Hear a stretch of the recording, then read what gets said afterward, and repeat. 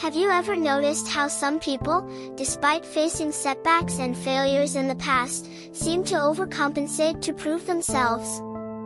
This phenomenon is known as the underdog complex, and it's more common than you think. According to psychologists, the underdog complex is rooted in the need for self-validation and the fear of being seen as a failure. When we experience failure, our self-esteem and confidence take a hit.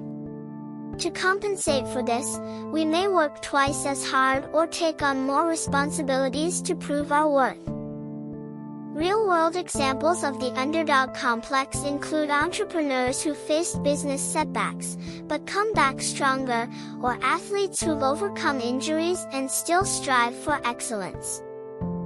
Research has shown that the underdog complex is often linked to activation of the brain's reward system, releasing dopamine and creating a sense of accomplishment.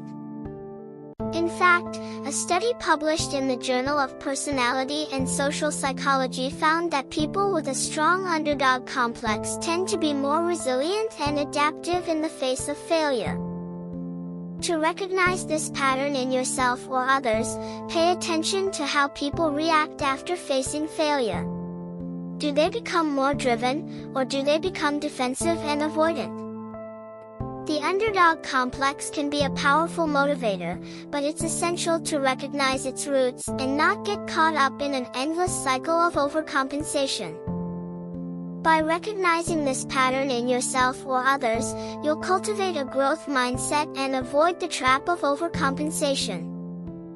Common misconceptions about the underdog complex include the idea that it's solely a male phenomenon or that it's only motivated by a desire for revenge.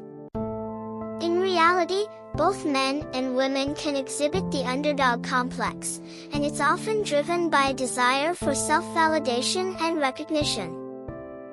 In conclusion, the underdog complex is a natural human response to failure, and understanding its psychological roots can help us develop a more compassionate and resilient approach to setbacks.